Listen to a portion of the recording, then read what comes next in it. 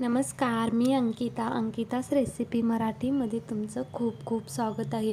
आज आपण बनवणार आहोत पनीर टिक्का. एकदम हॉटेलमध्ये भेटतो तसाच आपण घरी बनवणार आहोत. अगदी बोटं चाटून पुसून खाल ही अशी रेसिपी बघण्यासाठी चॅनलला सबस्क्राईब केले नसेल तर सबस्क्राईब करा. इथे मी 100 ग्रॅम पनीर घेतला आहे, 2 शिमला मिरची, 2 कांदे असे आपण त्याला चौकोनी आकाराचा कापून घेतला आहे. आता आपण हे सर्व असं एका बाउलमध्ये काढून घेणार आहोत.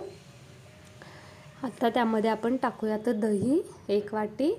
दही आपल्याला आंबट नाही घ्यायचे. आता टाकूयात गरम मसाले, हिंग, हळद, पनीर मसाला, लाल तिखट आणि धना पावडर.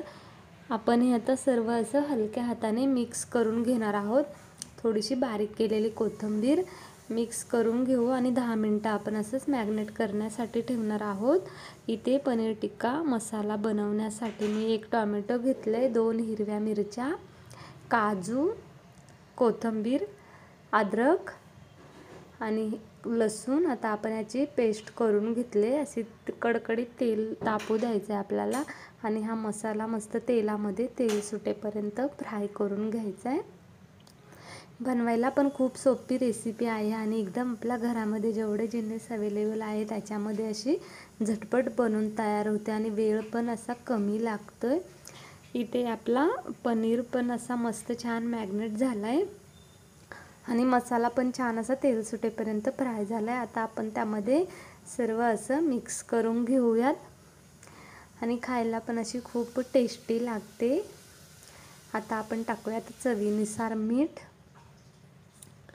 आणि थोडंसं अर्धा ग्लास आपण इथे पाणी टाकणार आहोत आणि छान असं मस्त मिक्स करून घेऊयात आणि 4 ते 5 मिनिट आपण असं भाजी शिजवून घेणार आहोत. एकदम अशी सोपी रेसिपी आहे, बनवायला पण खूप सोपी आहे. आता मस्त असं मिक्स करून घेतले. आता आपली पनीर टिक्का इथे छान असा मस्त शिजू द्यायचा आहे 4 ते 5 मिनिट. इथे आपला पनीर टिक्का बनून तयार आहे. कशी वाटली तुम्हाला ही रेसिपी नक्की कमेंट करून सांगा आणि तुम्ही पण ही रेसिपी नक्की ट्राय करा आणि चॅनलला सबस्क्राईब करा. धन्यवाद.